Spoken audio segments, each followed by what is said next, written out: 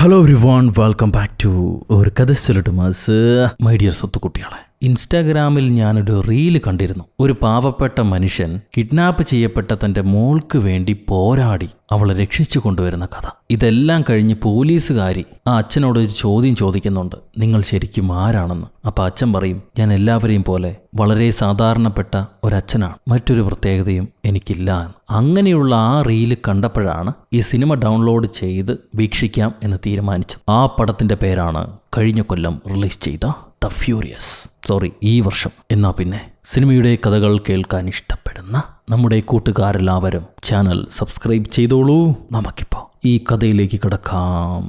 ഈ സിനിമയുടെ തുടക്കത്തിൽ സൗത്ത് ഈസ്റ്റ് ഏഷ്യയിലെ ഏതോ ഒരു നഗരം. ഈ നഗരത്തിൽ നിന്ന് കുറച്ച് വർഷങ്ങളായി ചെറിയ ചെറിയ കുട്ടികളെ, വലിയ സാമ്പത്തികമൊന്നുമില്ലാത്ത പാവപ്പെട്ട വീട്ടിലെ ചെറിയ ചെറിയ കുട്ടികളെ കാണാതാകുന്നുണ്ട്. ഈ വിഷയം അന്വേഷിച്ചു പോയ ഒരു ന്യൂസ് റിപ്പോർട്ടറാണ് നമ്മുടെ കഥയിലെ ഒരു പ്രധാന പുള്ളിക്കാരി. മേഡം ഒരു നല്ല സ്ത്രീയാ. ആ മേഡം കുറേ നാളായി ഈ കേസ് അന്വേഷിച്ച് ഇപ്പം ആ ക്രൈം നടക്കുന്ന ആൾക്കാരുടെ ഒളിത്താവളം കണ്ടുപിടിച്ചിരിക്കുകയാണ്. അവരങ്ങോട്ട് പോകാൻ പുറപ്പെടുമ്പോഴായിരിക്കും ഭർത്താവ് ഫോൺ ചെയ്ത്, കുറേ നാളായില്ലേ നീ വീട്ടിലേക്ക് വന്നിട്ട്, ഞാൻ നിന്നെ മിസ് ചെയ്യുന്നു, ദയവേത് തിരിച്ചു വരൂ, നമുക്ക് പിന്നീട് അന്വേഷിക്കാം എന്ന് പറയുന്നു. എന്നാൽ ഇത് കേട്ട റിപ്പോർട്ടർ, ഞാൻ ഇപ്പം ചെന്നില്ലെങ്കിൽ പല കുട്ടികളുടെയും ജീവൻ അപകടത്തിലാകും, അതുകൊണ്ട് തീരെ കളയാൻ സമയമില്ല, ഞാൻ തിരിച്ചു വന്നതിന് ശേഷം നിങ്ങളെ വന്ന് മീറ്റ് ചെയ്യാമെന്ന് പറഞ്ഞിട്ട് ഈ ചേച്ചി ഏതോ ഒരു ചുവന്ന തെരുവിലുള്ള പഴയ കെട്ടിടത്തിലേക്ക് പോവുക. ഈ കെട്ടിടത്തിനകത്ത് പല ഭാഗങ്ങളിലായി CCTV ഘടിപ്പിച്ചിട്ടുണ്ട്. ആരോ ബിൽഡിങ്ങിനകത്ത് നിന്നും ഇതെല്ലാം വാച്ച് ചെയ്യുന്നുണ്ടാവും. ആ നേരത്താണ് ഒരു കൊച്ചുകുട്ടിയെ, ഒരു ആൺകുട്ടിയെ, 10-12 വയസ്സേ കാണുള്ളൂ, അവനെ കെട്ടിവെച്ച് ആരോ ശൂലം കൊണ്ട് ഉപദ്രവിക്കുന്നു. ഇതുമാതിരി പല ടോർച്ചർ പരിപാടികളും ഈ കെട്ടിടത്തിനകത്ത് നടക്കുന്നുണ്ട്. ഭാഗ്യത്തിന് ഈ സമയത്തായിരിക്കും റിപ്പോർട്ടർ അങ്ങോട്ട് എൻട്രി ആവുന്നു. അവര് വലിയ മുട്ടിയെടുത്ത് ഈ ഗുണ്ടന്റെ മണ്ടയിലടിച്ചിട്ട് കുഞ്ഞുമായി അവിടുന്ന് രക്ഷപ്പെട്ട് ഓടാൻ ശ്രമിക്കുക. ഇത് കണ്ട ബാക്കിയുള്ള റൗഡിമാരെല്ലാം ഈ പെണ്ണിനെ പിടിക്കാൻ ശ്രമിക്കുന്നുണ്ട്. എന്നാൽ ചേച്ചിക്ക് അത്യാവശ്യം മുവാത്തായി കുംഫു ഒക്കെ അറിയാവുന്നതുകൊണ്ട് അവൾ കറങ്ങിയടിച്ച് ഓരോ റൗഡികളെയായി ഒഴിവാക്കി അവിടുന്ന് രക്ഷപ്പെട്ട് ഓടാൻ നോക്കുക. ചെറുക്കം പിടിക്കപ്പെടാതിരിക്കാൻ വേണ്ടി നീ കിട്ടുന്ന വഴിയെ ഓടിക്കോ എന്ന് അവൾ കുഞ്ഞിനോട് പറയും. എന്നാൽ ഈ ഓടിപ്പോയ പയ്യൻ വേറെ ആരുടെയോ വായി ചെന്ന് പെട്ടു. പാവം, ഒരമ്പ് കൊണ്ട് അവൻ മരിച്ചു വീഴുന്നാണ് കാണിക്കണേ. ഏതോ ഒരു കാട്ടുവാസിയാണ് ആ പയ്യനെ അമ്പ് ചെയ്ത് കൊന്നുകളഞ്ഞത്. കൂടെ തന്നെ ഒരു മുതലാളിയുണ്ട്, ചെറുപ്പക്കാരൻ, കൊലയാളി മുതലാളി. ഇത് കണ്ടങ്ങോട്ട് ഓടി വരികയാണ് നമ്മുടെ റിപ്പോർട്ടർ പെണ്ണ്. അപ്പം ആ മുതലാളി ചെറുക്കം പറയും, നീ കാരണം എനിക്കൊരു കുട്ടിയെ നഷ്ടപ്പെട്ടു, അത് വലിയ പണനഷ്ടമാണ്, എന്നാലും കുഴപ്പമില്ല, ഞാൻ റോട്ടിൽ നിന്ന് മറ്റേതെങ്കിലും ഒരു കുട്ടിയെ പിക്ക് ചെയ്തോളാം, ഇപ്രാവശ്യം നിന്റെ കണക്ക് തീർക്കട്ടെ എന്നും പറഞ്ഞ് മുതലാളി പയ്യൻ ആ കാട്ടുവാസിയോട് ഈ പെണ്ണിനെ കൊല്ലാൻ പറയാണ്. എന്നിട്ട് അവൻ ഭാര്യ ഒരുപാട് മിസ് ചെയ്യുന്നു, എനിക്കിപ്പം തന്നെ വീട്ടിലേക്ക് പോകണമെന്ന് പറഞ്ഞ് അവിടുന്ന് പോയി കളയും. ഇത് കഴിയുമ്പോൾ ആ കാട്ടുവാസി നമ്മുടെ റിപ്പോർട്ടർ ചേച്ചിക്ക് നേരെ അമ്പ് ചെയ്യുന്നതാണ് കാണിക്കുന്നത്. പിന്നീട് എന്താ സംഭവിച്ചതെന്നറിയില്ല. അവിടുന്ന് കട്ട് ചെയ്താൽ ആ സിറ്റിയിലെ തന്നെ ഒരു ചേരി പ്രദേശം, വളരെ സാധാരണക്കാർ ജീവിക്കുന്ന ഒരു ചേരി പ്രദേശം. അവിടെ ചെറിയ ചെറിയ കൂലിത്തൊഴിലൊക്കെ ചെയ്ത് ജീവിക്കുന്ന ആളാണ് നമ്മുടെ നായകൻ. പുള്ളിക്കാരനൊരു ഡാഡിയാണ്. ഡാഡിക്ക് 10-12 വയസ്സുള്ളൊരു പെൺകുട്ടിയുണ്ട്, ഇത്തിരി ധിക്കാരിയായ ഒരു പെൺകുട്ടി. മോൾക്ക് ഫൈറ്റ് പ്രാക്ടീസ് ചെയ്യാൻ വേണ്ടി ഇടിയുപകരണം ഉണ്ടാക്കിക്കൊണ്ടിരിക്കുകയാണ് അപ്പൻ. അത് കഴിഞ്ഞിട്ട് ജോലിക്ക് പോകാൻ വേണ്ടി ഒരുങ്ങി മോളെ ചെന്ന് നോക്കുമ്പം അവൾ നല്ല ഉറക്കത്തിലായിരിക്കും. മോളെ ശല്യപ്പെടുത്താതെ അപ്പനോടൊന്ന് പോകാൻ നോക്കുക. എന്നാൽ മോൾ ഉടനെ എഴുന്നേറ്റ്, എനിക്കിവിടെ ഒറ്റയ്ക്ക് ഇരുന്നാൽ ബോറടിക്കും, ഞാനും അപ്പൻ്റെ കൂടെ ജോലിക്ക് വരാണ്, എന്നെയും കൊണ്ടുപോകുമെന്ന് പറഞ്ഞ് അപ്പനെ നിർബന്ധിച്ച് അപ്പൻ്റെ കൂടെ ജോലിക്ക് പോവാം. ഏതോ ഒരു റെസ്റ്റോറൻറ്റിൽ പ്ലംബിംഗ് ജോലിക്കാണ് ഇപ്രാവശ്യം അപ്പം പോകുന്നു. കൂടെ തന്നെ മോളും ചെന്ന് ഇൻസ്റ്റാഗ്രാമിൽ ഓരോ വീഡിയോ ഒക്കെ എടുക്കുന്നുണ്ട്. സമ്മർ വെക്കേഷന് ഞാൻ അപ്പനെ കാണാൻ അപ്പൻ്റെ നാട്ടിലേക്ക് വന്നിരിക്കുക, അച്ഛനിവിടെ ജോലിയിൽ വളരെ തിരക്കിലാണ്, എൻ്റെ അച്ഛന് മിണ്ടാനൊന്നും കഴിയില്ല, പക്ഷെ ആള് ഹാൻസം ആണെന്നൊക്കെ പറഞ്ഞ് ഇവള് വീഡിയോ എടുക്കുക. പറഞ്ഞ പോലെ ഹീറോയ്ക്ക് സംസാരിക്കാൻ കഴിയില്ല, പക്ഷെ ആളൊരു സ്കിൽഡ് മാസ്റ്ററാണ്. കണ്ണുകൊണ്ട് കണ്ടില്ലെങ്കിൽ പോലും ദൂരേക്ക് വലിച്ചെറിഞ്ഞ് സ്ക്രൂ ഡ്രൈവർ പിടിക്കാനൊക്കെ കഴിയും. ആ കഴിവ് കണ്ട്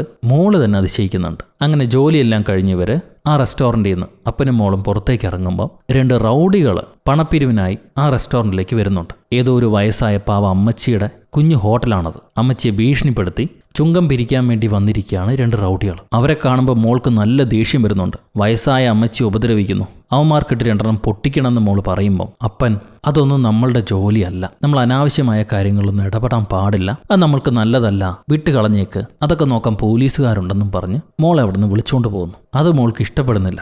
അപ്പൻ ഇങ്ങനെ ഒരു ഭീരുവാണല്ലോ എന്ന് പറഞ്ഞിട്ട് മോൾ അപ്പനെ ചീത്ത പറയുക. ഇങ്ങനെ കാണുന്നതിനൊക്കെ പേടിച്ചു കഴിഞ്ഞാൽ നമുക്ക് ജീവിക്കാൻ കഴിയില്ല. എൻ്റെ അത്ര ധൈര്യം പോലും ഇല്ലല്ലോ അപ്പന്. ഈ പീറ പിള്ളേരെയൊക്കെ പേടിച്ച് എങ്ങനെ അപ്പൻ ഇവിടെ ജീവിക്കുന്നു? നാളെ അപ്പൻ്റെ കയ്യിൽ നിന്നുള്ള പണം അമ്മരടിച്ചുകൊണ്ട് പോയാലോ? ഇത് കേട്ട് ഡാഡി അതിനെക്കുറിച്ചൊന്നും നമുക്കിപ്പോൾ സംസാരിക്കണ്ടെന്നും പറഞ്ഞ് മുന്നോട്ട് വിളിച്ചുകൊണ്ട് പോകാം മോളെ. അപ്പം മോൾക്കാണെങ്കിൽ മറ്റൊരു വിഷമം കൂടെ ഉണ്ട്. അധികം വൈകാതെ വെക്കേഷൻ കഴിയാൻ പോകുന്നു. അവൾക്ക് തിരിച്ച് അമ്മൂമ്മയുടെ അടുത്തേക്ക് പോകണം. അത് വേറെ നാട്ടിലാണ്. അവിടെയാണ് അവൾ പഠിക്കുന്നത്. അപ്പനാണെങ്കിൽ ജോലിക്ക് വേണ്ടി ഈ സിറ്റിയിൽ താമസിക്കുന്നു. അപ്പനെ പിരിഞ്ഞിരിക്കാൻ ഇവൾക്ക് താല്പര്യമില്ല. അപ്പം മോള് ചോദിക്കുകയാണ്, എന്തുകൊണ്ട് അമ്മൂമ്മയും ഞാനും കൂടെ ഇവിടെ വന്ന് താമസിച്ചുകൂടാ അപ്പനോടൊപ്പം? അങ്ങനെയാണെങ്കിൽ നമുക്ക് പിരിഞ്ഞിരിക്കേണ്ട ആവശ്യമില്ലല്ലോ. അതിനപ്പനൊന്നും മിണ്ടുന്നില്ല. എന്തുകൊണ്ടാ പുള്ളിക്കാരൻ അകന്നിരിക്കണേന്ന് മനസ്സിലായിട്ടില്ല. അവിടുന്ന് സീൻ കട്ട് ചെയ്താൽ ഏതോ ഒരു പോക്കിരി ലുക്കുള്ള മനുഷ്യൻ ഇയാൾ തെരുവിലെ കടയിൽ നിന്ന് ഭക്ഷണം കഴിച്ചുകൊണ്ടിരിക്കുക. അയാളെ കാണാൻ ഒരു ജടമുടിയൻ വരുന്നുണ്ട്. ആ മുടിയനോട് ഇയാൾ പറയും, എനിക്ക് നല്ലൊരു ക്ലയൻറ്റിനെ കിട്ടിയിട്ടുണ്ട്, അയാൾക്ക് 30 പേരെ വേണമെന്നാണ് പറയുന്നത്. 30 ചെറിയ കുട്ടികളെ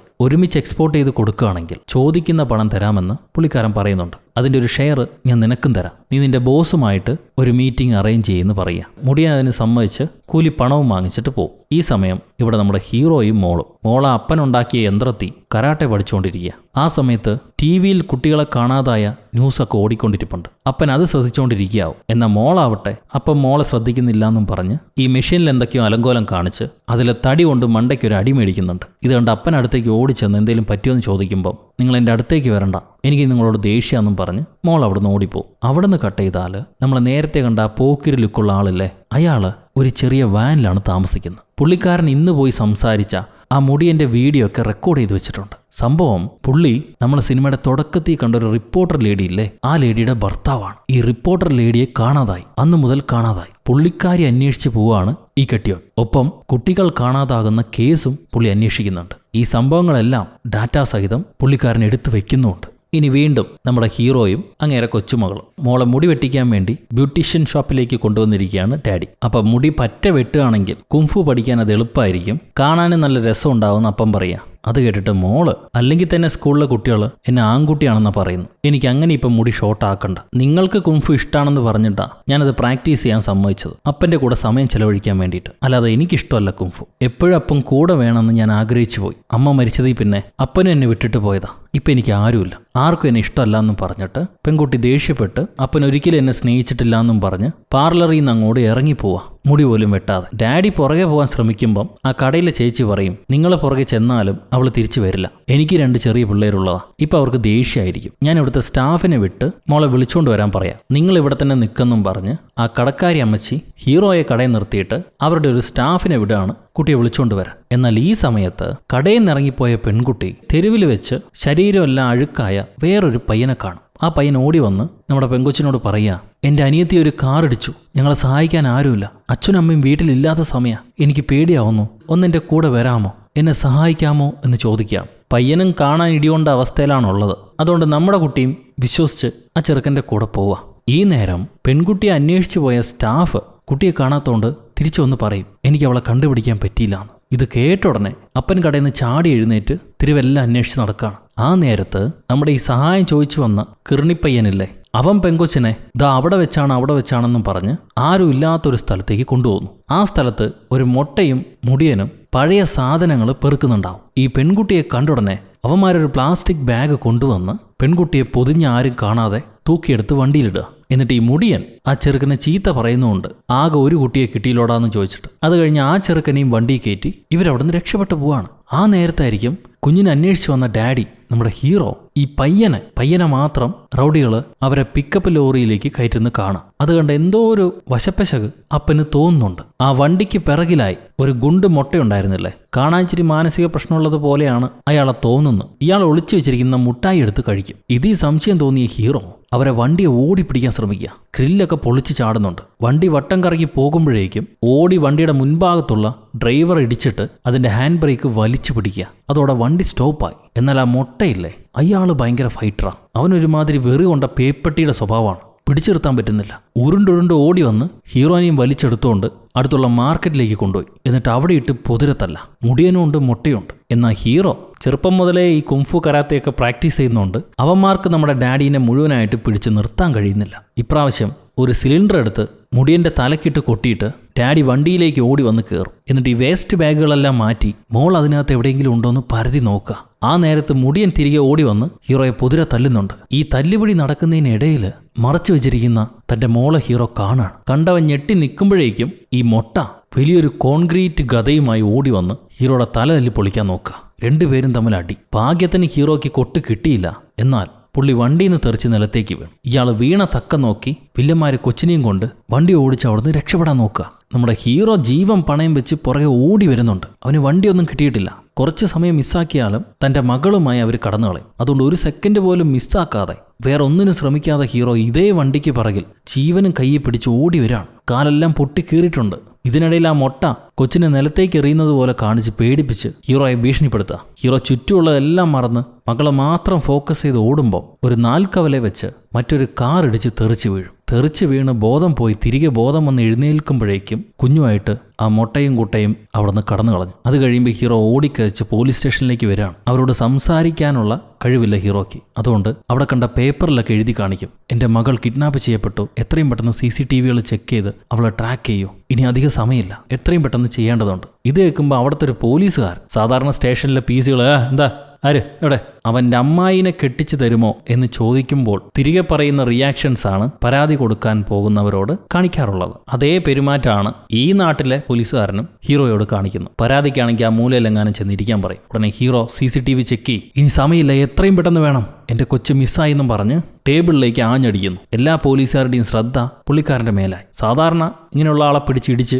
സെല്ലിനകത്ത് ഇടലാണ് പതിവ്. എന്നാൽ ഭാഗ്യത്തിന് അവിടെ ഒരു നല്ല പോലീസുകാരി ഉണ്ടായിരുന്നു. ആ ലേഡി ഹീറോയോട് ചോദിക്കും, എന്താ നിങ്ങളുടെ കുഴപ്പമെന്ന്. ഹീറോ പറയാണ്, എൻ്റെ കുഞ്ഞ് കടത്തപ്പെട്ടു, അധിക സമയമായിട്ടില്ല, എത്രയും പെട്ടെന്ന് ഈ റൂട്ടെല്ലാം ക്ലിയർ ചെയ്ത് ചെക്ക് ചെയ്യുകയാണെങ്കിൽ കൊച്ചിനെ കണ്ടുപിടിക്കാൻ പറ്റുമോ, നമുക്ക് എന്തെങ്കിലും വഴി ഉണ്ടാക്കാമെന്ന് ആ മേഡം പറഞ്ഞ് ആക്ഷൻ എടുക്കാൻ നിൽക്കുമ്പോഴേക്കും മുതിർന്ന ഒരു തന്ത പോലീസുകാരൻ അങ്ങോട്ട് വരുന്നുണ്ട്. അയാൾക്ക് ഈ കേസിന് മേൽ തീരെ താല്പര്യം ഉണ്ടാവില്ല. എങ്ങനത്തെ പരാതിയാണെങ്കിലും ഈ പോലീസുകാർക്ക് ചില പ്രൊസീജിയേഴ്സ് ഉണ്ട്, അത് പ്രകാരം ചെയ്യാൻ പറ്റുള്ളൂ. നിങ്ങളൊരു പരാതി കൊടുത്തിട്ട് പോയിക്കോ, എന്തെങ്കിലും ഇൻഫർമേഷൻ കിട്ടിയാൽ ഞങ്ങൾ അറിയിക്കാമെന്നും പറഞ്ഞ് ആ തന്ത പോലീസ് ഹീറോയെ പറഞ്ഞു വിടുന്നു. അപ്പോൾ ഹീറോ പരാതി കൊടുക്കാൻ പോലും തയ്യാറാവുന്നില്ല. അവിടുത്തെ നോട്ടീസ് ബോർഡിലെ 10-20 കുട്ടികളുടെ മിസ്സിംഗ് ഫോട്ടോയും കണ്ടിട്ട് മിണ്ടാതെ അവിടെ നിന്ന് ഇറങ്ങിപ്പോവാണ് പുള്ളി. സോ ഇത്രയും കുട്ടികളെ ഇവന്മാർക്ക് ഇത്രയും കാലമായിട്ട് തേടി കണ്ടുപിടിക്കാൻ കഴിഞ്ഞിട്ടില്ല. എന്നിട്ടാണ് തൻ്റെ മോളെ അവന്മാർ കണ്ടുപിടിക്കാൻ പോകുന്നത്. ആ യാഥാർത്ഥ്യം മനസ്സിലാക്കി അവന്മാരെ പുച്ഛിച്ച് ഹീറോ അവിടെ നിന്ന് ഇറങ്ങിപ്പോവാം. ഈ സമയത്ത് നമ്മുടെ കുഞ്ഞുമോള് കണ്ണ് തുറക്കുമ്പോൾ അവളെപ്പോലെ തന്നെ കുറേയധികം കുട്ടികളെ ഈ വില്ലന്മാരെ അടച്ചു വെച്ചിരിക്കുക ഏതോ ബേസ്മെന്റ് മുറിയിൽ, എവിടെയാണെന്നറിയില്ല. ഇനി വീണ്ടും ഹീറോയിലേക്ക് വന്നാൽ ഹീറോ വീട്ടിൽ വന്ന് തനിക്ക് പറ്റിയ അപകട മുറിവുകളെല്ലാം വൃത്തിയായി കഴുകി മരുന്ന് വെച്ച് തൻ്റെ ഹെൽത്തിന് എന്തോ കുഴപ്പമുള്ളതുകൊണ്ട് റെഗുലറായി കഴിക്കുന്ന മരുന്നും കഴിച്ച് കയ്യിലൊരു ചെറു ചുറ്റികയെടുത്ത് കോട്ടുവിട്ട് ഇറങ്ങാണ്. ഇയാളെ ഒരുക്കവും പ്രവൃത്തിയൊക്കെ കണ്ടു കഴിഞ്ഞാൽ ഉറപ്പാണേ പുള്ളിക്കൊരു ഹിസ്റ്ററി ഉണ്ടെന്ന് മനസ്സിലാക്കാം. ഇപ്പോൾ അവിടെ നിന്ന് ഇറങ്ങിയ ഹീറോ നേരെ പോകുന്നത് എവിടേക്കാണെന്നറിയോ? ഒരു ക്ലബിലേക്കാണ്. സംഭവം ഈ വില്ലന്മാരുമായിട്ട് അടിയുണ്ടാക്കുന്ന സമയത്ത് വില്ലന്മാരെ കോട്ടിന്ന് ഒരു ക്ലബിൻ്റെ ടിക്കറ്റ് ഹീറോയ്ക്ക് കിട്ടിയിരുന്നു, ഒരു പുലി ക്ലബിൻ്റെ. അങ്ങോട്ടാണ് ഇദ്ദേഹം ആദ്യമായി പോകുന്നത്. അതൊരു ഇടി ക്ലബ്ബാണ്. അവിടെ ഇടിയുണ്ട്, വെടിയുണ്ട്, ചീട്ടുമുണ്ട്, കള്ളുമുണ്ട്. തായ്ലാൻഡിലെ സ്ട്രീറ്റുകൾ പോലത്തെ ഒരു സ്ട്രീറ്റ്, അവിടെയാണ് ഈ ക്ലബ്ബുള്ളത്. ഹീറോ ആ ക്ലബിലേക്ക് ആരൊക്കെയാണ് വരണതെന്ന് ദൂരെ നിന്ന് നിരീക്ഷിച്ചുകൊണ്ടിരിക്കുക. ആ നേരത്തെ ഹീറോയായിട്ട് അടിയുണ്ടാക്കിയില്ലേ മുടിയൻ, അവൻ വരുന്നുണ്ട്. അവൻ്റെ കൂടെ തന്നെ ആ റിപ്പോർട്ടറുടെ ഭർത്താവും വരുന്നുണ്ട്. അവർ ആ ക്ലബിനകത്തേക്ക് പോവാം. ഹീറോയും ഒളിച്ചും പാത്തും ആ ക്ലബിലേക്ക് തൊപ്പിയും വെച്ച് വരുന്നുണ്ട്. പുള്ളി ഒരു ഭാഗത്ത് നിൽക്കുന്ന സമയം ഈ മുടിയനും റിപ്പോർട്ടറെ കെട്ടിയവനും ആ മുടിയൻ്റെ ബോസിനെ കാണാൻ പോവാം. ഈ ബോസിൻ്റെ മുറിയുടെ ഫ്രണ്ടിലായി നമ്മൾ നേരത്തെ കണ്ട മൊട്ടയുണ്ട്. മൊട്ടയുടെ സ്വഭാവം ഇച്ചിരി കുഞ്ഞുങ്ങളെ പോലെയാണ്, പക്ഷെ ഭയങ്കര അടിക്കാരനാണ്. മൊട്ടയാണ് ഓരോരുത്തരെയും ചെക്ക് ചെയ്ത് വിടുന്നത്. ഇപ്പോൾ റിപ്പോർട്ടറെ കെട്ടിയവന് കുഴപ്പമൊന്നും ഇല്ലാത്തതുകൊണ്ട് പുള്ളിക്കാരൻ ചെക്ക് ചെയ്ത് വിടുന്നു. ഇങ്ങേരാണ് നമ്മുടെ സെക്കൻഡ് ഹീറോ, റിപ്പോർട്ടറെ കെട്ടിയവൻ. ഈ സെക്കൻഡ് ഹീറോ അകത്ത് ചെന്ന് മൊട്ടയുടെയൊക്കെ ബോസിനെ കാണുവാണ്. അത് ലേശം തന്തയായ മനുഷ്യനാണ്. എന്നാൽ ചെറുപ്പക്കാരികളായ കൂട്ടുകാരൊക്കെ ഉണ്ട്. ഇപ്പം നമ്മുടെ സെക്കൻഡ് ഹീറോ പുള്ളിയുടെ ഒരു ക്ലയൻറ്റിന് വേണ്ടിയിട്ട് 30 കുട്ടികളെ വേണം. മാർക്കറ്റിൽ തരുന്നതിൻ്റെ 3 മടങ്ങ് പണം തരാം. പക്ഷേ ആ കുട്ടികളെ ഞാൻ നേരിട്ട് വന്ന് പിക്ക് ചെയ്യും. ചൂസ് ചെയ്ത് തിരഞ്ഞെടുക്കാൻ അവസരം തന്നാൽ മാത്രമേ ഞങ്ങൾ ആ കുട്ടികൾക്കുള്ള പണം തരാൻ പറ്റൂ എന്ന് പറയാണ് സെക്കൻഡ് ഹീറോ. അത് കേട്ട് റൗഡി തലവൻ ചിരിക്കുകയാണ്. നീ എന്താ തമാശ കളിക്കാന്ന് വിചാരിച്ചോ? ഇത് സൂപ്പർ മാർക്കറ്റ് കടയല്ല, കയറി അങ്ങ് ഇഷ്ടമുള്ളത് തിരഞ്ഞെടുക്കാൻ. നീ പോലീസുകാരനോ റിപ്പോർട്ടറോ എത്ര ധൈര്യമുണ്ടെങ്കിൽ എനിക്ക് മുന്നേ വന്ന് വില പേശുന്നു. ഇതും പറഞ്ഞ് ഡാഡി വില്ലൻ സെക്കൻഡ് ഹീറോയുടെ കോളറിന് കയറി പിടിക്കുന്നു. അപ്പൊ സെക്കൻഡ് ഹീറോ ചിരിച്ചിട്ട് ഇയാളെ പരിപാടിയിലൊന്നും പേടിക്കാതെ പാനിക്കാവാതെ, നിങ്ങൾ കാലത്തിനൊത്ത് സഞ്ചരിക്കും മനുഷ്യ, ഞങ്ങൾ 3 മടങ്ങ് പണം തരാമെന്ന് പറഞ്ഞില്ലേ, അപ്പൊ പിന്നെ ചൂസ് ചെയ്യാനുള്ള സ്പേസ് തരാതിരിക്കുന്ന എങ്ങനെയാ? ഞാനൊരു മെസ്സഞ്ചർ മാത്രമാണ്, എൻ്റെ പാർട്ട്ണർ പുറത്താ നിൽക്കുന്നു. അയാൾ പറയുന്നു, അതിനനുസരിച്ച് ഞാൻ വില പേശുന്നു. ഇത്രയുള്ള എൻ്റെ ജോലി. നിങ്ങൾക്ക് പണം വേണോ? എന്നാൽ ചൂസ് ചെയ്യാനുള്ള അവസരം ഞങ്ങൾക്കും വേണം. എൻ്റെ സമയം കളയാതെ കാര്യം എന്താണെന്ന് വെച്ചാൽ പറയും. തനിക്ക് പറ്റില്ലെങ്കിൽ ഞാൻ വേറെ എവിടെയെങ്കിലും പോയി നോക്കിക്കോളാം എന്ന് പറയാം. അപ്പം ഈ വില്ലൻ വിചാരിക്കും ഇവൻ ആൾ ഹോണസ്റ്റ് തന്നെയാണ്, അല്ലെങ്കിൽ ഇത്രയും ജാടയിടില്ലല്ലോ എന്ന്. സോ വില്ലൻ ചിരിച്ചിട്ട് നിന്നെ എനിക്ക് ഇഷ്ടപ്പെട്ടു, ഞാൻ തന്നെ നിന്നെ നേരിട്ട് കൊണ്ടുപോയി കുട്ടികളെ കാണിച്ചു തരാം, നീ ചൂസ് ചെയ്തോളൂ എന്ന് പറയാം. ഈ സംഭാഷണം അവിടെ നടക്കുന്ന സമയത്ത് ഇവിടെ പുറത്ത് നമ്മുടെ ഫസ്റ്റ് ഹീറോ ഇവരെ ക്ലബിനകത്തേക്ക് ഓഫീസിനകത്തേക്ക് പ്രവേശിക്കാൻ ശ്രമിക്കുന്നു. പക്ഷെ റൗഡികൾ തടയാണ്, വിടുന്നില്ല. അപ്പോഴായിരിക്കും മുടിയൻ അങ്ങോട്ട് വരുന്നത്. മുടിയന് ഹീറോ ആരാണെന്ന് പോലും മനസ്സിലായില്ല. ഹീറോ മോളുടെ ഫോട്ടോ കാണിച്ചു കൊടുത്തിട്ട് ഈ കുഞ്ഞിനെ വേണം, ഇപ്പം വേണമെന്ന് പറയാം. ഉടനെ മുടിയൻ കയ്യിലൊരു കുപ്പിയും എടുത്ത് ഹീറോ അറ്റാക്ക് ചെയ്യാൻ ശ്രമിക്കും. പക്ഷേ ഹീറോ ചുറ്റുമുള്ള എല്ലാവരെയും അടിച്ചിട്ട് ഈ മുടിയൻ്റെ പള്ളയിലേക്ക് നല്ലൊരു കുത്തും വെച്ച് കൊടുക്കുന്നുണ്ട്. എന്നിട്ട് വീണ്ടും ചോദിക്കും കൊച്ചെവിടെയാണ്. മുടിയന് മനസ്സിലായി ഹീറോയായിട്ട് അടിച്ചു നിൽക്കാൻ പറ്റില്ല എന്ന്. സോ അവൻ എങ്ങനെയൊക്കെയോ ഊരി രക്ഷപ്പെട്ട് ഓടി വന്ന് മൈക്ക് എടുത്തിട്ട് അവിടെ ഉള്ളവരോടെല്ലാം വിളിച്ച് പറയാ, ഈ ചെങ്ങായി നമ്മുടെ ക്ലബിലേക്ക് അതിക്രമിച്ച് കയറിയതാ, അവൻ്റെ കയ്യിൽ തോക്കുണ്ട്, ആരവനെ കൊല്ലുന്നോ അവർക്കിവിടെ ബെറ്റ് വെച്ചതിനെക്കാട്ടിലും ഇരട്ടി പണം ഞാൻ നൽകും. ഇത് കേട്ട ഉടനെ കുറേ ആൾക്കാർ ചെതറി ഓടുന്നു. കുറേ ആൾക്കാർ ഫസ്റ്റ് ഹീറോയെ പിടിക്കാൻ വേണ്ടി പോവാ. ഈ നേരത്ത് തൊപ്പി വെച്ച തന്ത വില്ലനില്ലേ അയാളടുത്തേക്ക് ഒരു അടിക്കാരൻ ഓടി വന്നിട്ട്, സാറേ തോക്കുമായിട്ട് ഒരുത്തൻ ക്ലബിലേക്ക് കയറി വന്ന് കച്ചറയുണ്ടാക്കുന്നു, ഞങ്ങളെ കൊണ്ട് അവനെ പിടിക്കാൻ കഴിയുന്നില്ല. ഇത് കേട്ട ഉടനെ തന്തവില്ലൻ വിചാരിക്കും സെക്കൻഡ് ഹീറോ ആണ്, റിപ്പോർട്ടറുടെ കെട്ടിയവനാണ് ആ കില്ലറുമായിട്ട് അകത്തേക്ക് വന്നിട്ടുള്ളത്. ഇവനെ വിടണ്ട, ഇവനെ പിടിച്ചു വെക്കി, ഇവനെ കൊന്നുകളയും, എന്നിട്ട് ആ പുറത്തുള്ളവനെയും പിടിച്ച് കൊന്നുകളയെന്നും പറഞ്ഞ് പുള്ളിക്കാരന് ഓർഡർ ഇട്ടുകൊണ്ട് അവിടെ നിന്ന് പോവാ. സോ നമ്മുടെ റിപ്പോർട്ടർ കെട്ടിയവനെ അടിക്കാരെല്ലാം പിടിച്ച് പിച്ച് ചീന്താൻ ശ്രമിക്കുകയാണ്. ആ നേരത്താണ് മറ്റൊരു സത്യം നമ്മൾ മനസ്സിലാക്കുന്നത്. ഈ റിപ്പോർട്ടറും അടിപൊളി അസാസിൻ ഫൈറ്ററാണ്. അയാളും വിട്ട പുള്ളിയല്ല. ധൈര്യമായിട്ട് ഇങ്ങോട്ട് കയറി വരണമെങ്കിൽ ഒരു 10-30 പേരെങ്കിലും അടിച്ചിടാനുള്ള സ്കില്ലുള്ളതുകൊണ്ടാണ് അയാൾ പൊതിരടി തുടങ്ങുക. ആ നേരത്ത് പുറത്ത് നമ്മുടെ ഒന്നാം ഹീറോ അങ്ങേരും പൂരിഞ്ഞാട്ടി. പുള്ളിക്കാരൻ ഈ MMA ഫൈറ്റേഴ്സുമായിട്ടൊക്കെ അടി കൂടുന്നുണ്ട്. എന്നാൽ ഓരോരുത്തന്മാർ അടി കൊണ്ട് വീഴുമ്പം കൂടുതൽ ആൾക്കാർ ചെല്ലുക ഇങ്ങനെ പിടിക്കാൻ വേണ്ടിയിട്ട്. ഒരുപാട് ആൾക്കാരാകുമ്പം വെറും കയ്യും കാലും കൊണ്ട് മാത്രം നടക്കില്ലല്ലോ. അതിനുവേണ്ടിയായിരുന്നു നേരത്തെ ഒളിച്ചു വെച്ചിരുന്ന കുട്ടിച്ചുറ്റിക. ഹീറോ കുട്ടിച്ചുറ്റിക എടുത്ത് വരുന്നവന്റെയൊക്കെ മണ്ടയ്ക്ക് വെച്ച് ഓരോന്ന് കൊടുത്തോണ്ടിരിക്കുക. അങ്ങനെ എല്ലാമാരും വീണു. ഇപ്പം മുടിയനെ അടിച്ചിട്ട് പിടിക്കുമ്പോഴേക്കും മറ്റേ അകത്തടിയുണ്ടാക്കിക്കൊണ്ടിരുന്നില്ലേ സെക്കൻഡ് ഹീറോ, അയാളെ കാണും. ഫസ്റ്റ് ഹീറോയും സെക്കൻഡ് ഹീറോയും ഇവർ തമ്മിൽ കണ്ണും കോർത്തു. രണ്ടുപേർക്കും പരസ്പരം ആരാന്ന് പോലും അറിയില്ല. എന്തായാലും അടി ഉണ്ടാക്കുന്നുണ്ട്, അപ്പം അടിക്കണം. അങ്ങനെ അടിക്കണം എന്ന് വിചാരിച്ചുകൊണ്ടിരിക്കുമ്പം ഈ സെക്കൻഡ് ഹീറോ അവരെ കൺട്രോൾ റൂമിൽ, അതായത് ഈ ക്ലബിലെ കൺട്രോൾ റൂമിലേക്ക് വന്ന് അവിടുത്തെ CCTV ഫൂട്ടേജ് എല്ലാം കോപ്പി ചെയ്തുകൊണ്ടിരിക്കുക. ആ നേരമായിരിക്കും ഫസ്റ്റ് ഹീറോ ഇവനെ പിടിക്കാൻ വേണ്ടി വരുന്നത്. അങ്ങനെ ഇവർ തമ്മിൽ പൊരിഞ്ഞടി നടക്കുക. രണ്ടുപേരും വിട്ട പുള്ളികളല്ല, അടിപൊളി അടിക്കാരാ. എന്നാലും ഒരു ഇച്ചിരി തൂക്കം കൂടുതൽ നമ്മുടെ മ്യൂട്ട് ഹീറോയ്ക്കാ. ഇങ്ങനെ ഇവർ തമ്മിൽ പൊരിഞ്ഞാലികനം നടക്കുമ്പോഴാണ് റിപ്പോർട്ടറെ കെട്ടിയോന് ഹീറോയുടെ കയ്യിലുണ്ടായിരുന്ന മകളുടെ ഫോട്ടോ കിട്ടുന്നത്. സോ പുള്ളിക്കാരന് മനസ്സിലായി ഫസ്റ്റ് ഹീറോ മോൾ അന്വേഷിച്ച് വന്നാണെന്ന്. സെക്കൻഡ് ഹീറോ പറയാണ്, നീ ഒരാൾ അന്വേഷിച്ചാണ് ഇങ്ങോട്ട് വന്നത്, അതുപോലെ ഞാനും എനിക്ക് വേണ്ടപ്പെട്ട ആൾ അന്വേഷിച്ചാണ് ഇങ്ങോട്ട് വന്നത്. അല്ലാതെ നീ വിചാരിക്കുന്ന പോലെ ഈ ടീമിൽപ്പെട്ട ആളല്ല ഞാൻ. ഈ ക്ലബിലേക്ക് ഇനിയും കൂടുതൽ ആൾക്കാർ വരും. ഇവർ സാധാരണ ആൾക്കാരോ ചെറിയ ആൾക്കാരോ അല്ല. അതുകൊണ്ട് എത്രയും പെട്ടെന്ന് നമുക്ക് ഇവിടുന്ന് രക്ഷപ്പെടേണ്ടതുണ്ട്. നീ എൻ്റെ കൂടെ വരികയാണെങ്കിൽ ഞാൻ ഇതുവരെ കളക്ട് ചെയ്തിട്ടുള്ള ഇൻഫർമേഷൻസ് നിനക്ക് തരാം. എൻ്റെ കൂടെ വായോ,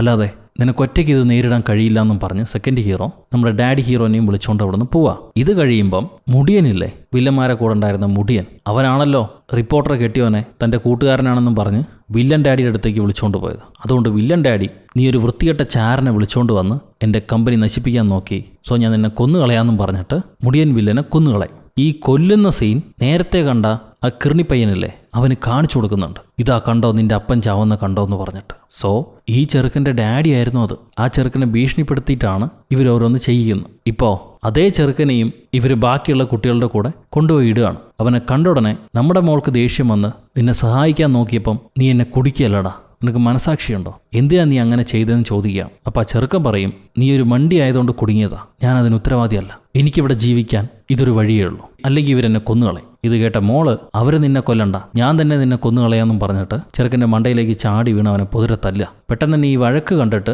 ഇവർക്ക് കാവലുണ്ടായിരുന്ന അടിക്കാരന്മാർ അവരോടി വന്ന് പിള്ളേരെയൊക്കെ പിടിച്ച് മാറ്റുന്നു. ഈ സമയത്ത് റിപ്പോർട്ടറെ ഭർത്താവ് നമ്മുടെ ഹീറോനെയും വിളിച്ചോണ്ട് വന്ന് അങ്ങേരെ വാനിനകത്ത് കയറ്റി ഈ കെട്ടിടത്തിൽ നിന്നെടുത്ത CCTV ഫൂട്ടേജ് ഇല്ലേ അത് കാണിച്ചു കൊടുക്കുന്നു. ആ സമയത്ത് സെക്കൻഡ് ഹീറോ ഫസ്റ്റ് ഹീറോയോട് പറയും, താൻ എന്താടോ കുറേ നേരമായിട്ട് മിണ്ടുന്നില്ലല്ലോ, ഊമയാണോ എന്ന്. ശരിക്കും ഈ സിനിമയ്ക്കകത്ത് ഹീറോ ഊമയാണോ അല്ലയോ എന്ന് പോലും അറിയത്തില്ല. പുള്ളി മിണ്ടൂല.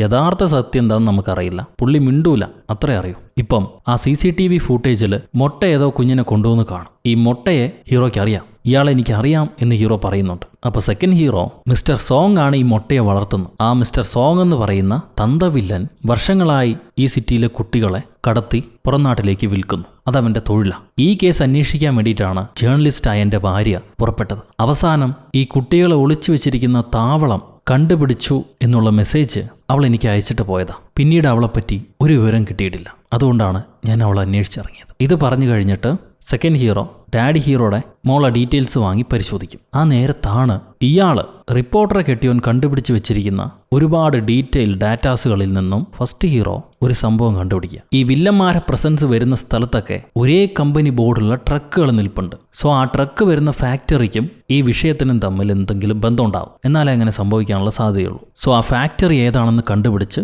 ഹീറോയും കൂടെ അങ്ങോട്ടേക്ക് പോവാം. അവിടെ ഒരുപാട് ജോലിക്കാരും കുറെ വണ്ടികളും പഴയൊരു കെട്ടിടമൊക്കെ ഉണ്ട്. ഇത്രയും ജോലിക്കാരെ കീഴ്പ്പെടുത്തി എങ്ങനെയാണ് അകത്ത് പോയി പരിശോധിക്കുക? നമുക്കൊരു പ്ലാൻ ഉണ്ടാക്കണമെന്ന് പറയാണ് സെക്കൻഡ് ഹീറോ. ഡാഡി ഹീറോ, നീ അങ്ങനെ പ്ലാൻ ഉണ്ടാക്കുകയാണെങ്കിൽ ഇവിടെ കിടന്ന് ഉണ്ടാക്ക്, എനിക്ക് സമയമില്ല. ഞാൻ മുൻവശത്തൂടെ പോയി ആൾക്കാരെ ഇടിച്ചിട്ട് ഈ വില്ലൻ എവിടെയാണെന്ന് കണ്ടുപിടിക്കാം. നീ ഒരു കാര്യം ചെയ്യ്, പിറകു വശത്തൂടെ പോയി എൻ്റെ കുഞ്ഞെവിടെയാണെന്ന് തപ്പി നോക്ക്. ചെയ്യാൻ പറ്റുമെങ്കിൽ അത് ചെയ്തോന്നും പറഞ്ഞ് ഡാഡി ഹീറോ വണ്ടിയിൽ നിന്ന് ഇറങ്ങി നേരെ ആൾക്കാരുള്ള മുൻവശത്തേക്ക് പോവാം. അവിടെ നിറച്ചിടിക്കാർ അവന്മാരെല്ലാം വലിച്ചിട്ടെടുത്ത് അടിച്ച് ആൾ മുന്നോട്ട് ജയിച്ച് ഇങ്ങനെ പോവാണ്. ഈ നേരം റിപ്പോർട്ടറെ കെട്ടിയോൻ പിറകുവശത്തൂടെ അകത്ത് ചെന്ന് നോക്കുമ്പം ഈ വില്ലന്മാർ കൊല്ലുന്ന ആൾക്കാരെയെല്ലാം ഫ്രീസറിനകത്ത് ഇട്ട് വെച്ചിരിക്കുന്നത് കാണാം. അതിങ്ങനെ നോക്കി അന്താളിച്ച് നിൽക്കുമ്പോഴാണ് മൊട്ടപ്പയ്യൻ അങ്ങോട്ട് വരുന്നത്. ഗുഡുമൊട്ടൻ, ഞങ്ങളെ കമ്പനിക്കകത്തേക്ക് ആരും കടക്കാൻ പാടില്ല, ഫാദർ സെയ്സ് നോ ട്രസ്പാസിംഗ് എന്നും പറഞ്ഞ് മൊട്ട സെക്കൻഡ് ഹീറോയെ കുതിരെ തല്ലാൻ തുടങ്ങി. ഈ നേരം നമ്മുടെ ഡാഡി ഫസ്റ്റ് ഹീറോ അല്ലേ, പുള്ളിക്കാരൻ തൊപ്പി വില്ലനെ കണ്ടുപിടിച്ചു. എന്നാൽ തൊപ്പി വില്ലൻ ഒരു ഷോട്ട് ഗണ്ണും എടുത്ത് എന്റെ താവളത്തിൽ കയറാൻ നിനക്കെത്ര ധൈര്യമടാ, ഇത്തിനാ ഹിമ്മത്ത് കൈസാഹേ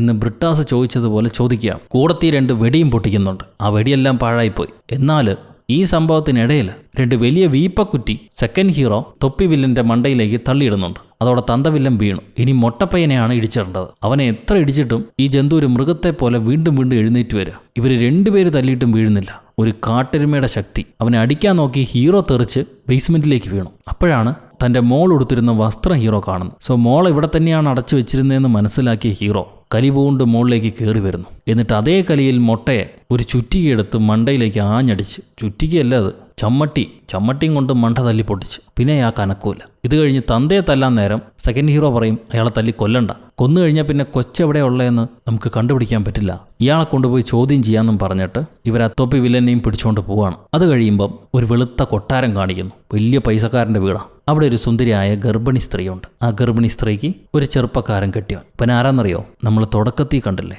പണക്കാര ചെറുപ്പക്കാരൻ. അവനാണിവൻ. ഇവന്റെ കമ്പനിയിലാണ് ഇപ്പം അടി നടന്ന്. ആ ഇല്ലീഗൽ ബിസിനസ് മൊത്തം ചെയ്യുന്ന ഇവനാ. ഇവന്റെ വലം കൈയാണ് ആ ഡാഡി തൊപ്പി വില്ലൻ. ഈ കച്ചറയൊക്കെ നടന്ന വിവരം ചെറുപ്പക്കാരൻ വില്ലനോട് പറയുന്ന ആരാന്നറിയോ? മറ്റേ പോലീസ് ചീഫ്. വെറുതെ അല്ല അയാൾ കേസെടുക്കാതിരുന്നു. പോലീസ് ചീഫും ഇവരെ കൂട്ടത്തിൽപ്പെട്ട ഒരു ചാരന. ഇത് കഴിയുമ്പം ഈ ചെറുപ്പക്കാരനെ അമ്മായിയപ്പൻ വിളിച്ചു വരുത്തുന്നു. അമ്മായിയപ്പനും അമ്മായിയപ്പൻ്റെ 2 അനുയായികളും ഉണ്ട്. അവരും ബിസിനസ്സുകാരാ. ഇപ്പം ഈ അമ്മായിയപ്പൻ്റെ മൊത്തം സ്വത്തുക്കളും ബിസിനസ്സും നോക്കുന്നത് മരുമകനായ ഈ വില്ലനാണ്. എന്നാൽ അയാൾക്ക് വലിയ കഴിവില്ല.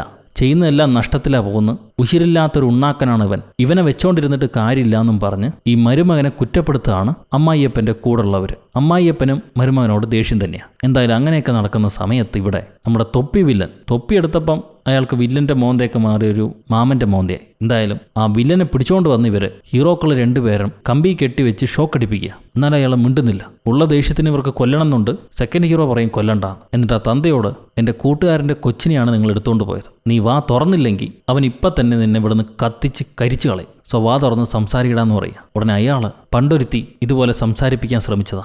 അവൾക്ക് എന്താ പറ്റിയെന്ന് നിനക്കറിയോ? അവളൊരു റിപ്പോർട്ടറായിരുന്നു. ആ പെണ്ണിൻ്റെ ബോഡി പോലും പിന്നീട് ആരും കണ്ടിട്ടില്ല, കാണാൻ കിട്ടിയിട്ടില്ല, ഞങ്ങൾ കൊടുക്കില്ല. ഇങ്ങനെ പറയുന്ന കേൾക്കുമ്പം നമ്മുടെ സെക്കൻഡ് ഹീറോ ആകെ വിറളി പൂണ്ട് ഈ തന്തയെ കയറി പിടിക്കുകയാണ്. ഭാര്യയെക്കുറിച്ചായിരിക്കുമോ ഇനി അയാൾ പറഞ്ഞത്?